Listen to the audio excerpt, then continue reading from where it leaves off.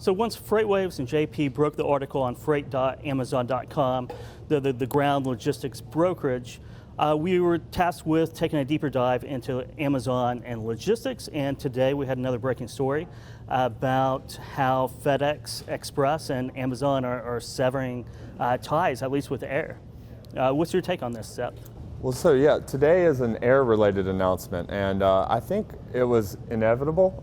So Amazon had already announced that they were building their own plane network. They have 50 planes. These stats are a little bit old, but they have about 50 planes, and they plan to go to 100. And they've built a $1.5 billion hub in Cincinnati or northern Kentucky. So I think they were already starting to shift a lot of their air business away from FedEx. And so FedEx may have known they were going to get dumped, or it may have been low margin revenue in the first place. So maybe they just wanted to go ahead and preempt that by cutting ties with them.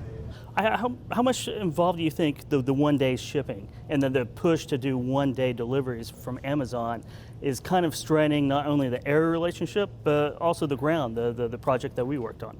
Yeah, exactly. So air, they're moving to one-day shipping. That's going to they're going to invest $800 million to do that. So they continue pushing that envelope on getting packages to their customers faster and faster. But that's not easy to do, right? You have to have the logistics network. So they've been leaning on their third-party partners like FedEx to do that, and they've been straining those companies' capital expenditures. And so I think in a lot of ways it makes sense for Amazon to bring this in-house because they spent $30 billion on transportation and shipping last year.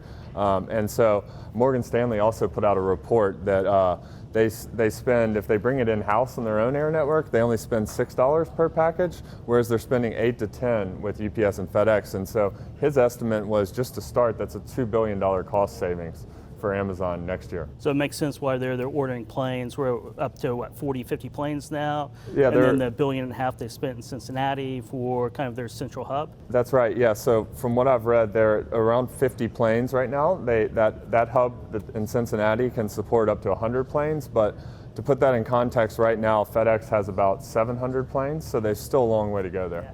And we saw that kind of with the ground market as well, right, with freight.amazon.com and the beta version of kind of that online marketplace that they're running, probably gearing up a lot to do the one-day shipping, right, or one-day delivery.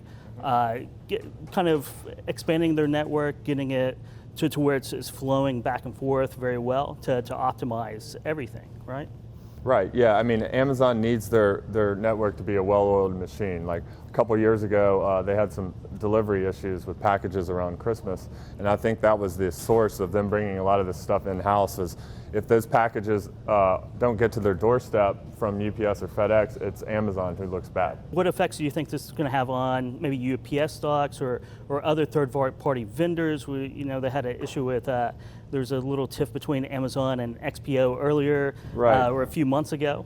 And what do you think the stock market and the equities are going to do with similar companies like FedEx? Right, so there's a lot of pent-up tension in these relationships, as you can tell, and I think let's speak to FedEx quickly. FedEx has around $70 billion in revenue, and 1.3% of that's about $900 million was tied to Amazon, and Amazon was forcing them to up their capital expenditures every single year, and they were going to do this and still move away from them, right? And so I think FedEx executives, if you look at the chart up here, FedEx's stock the performance has been pretty bad, and Amazon just continues rising, and they're using their network.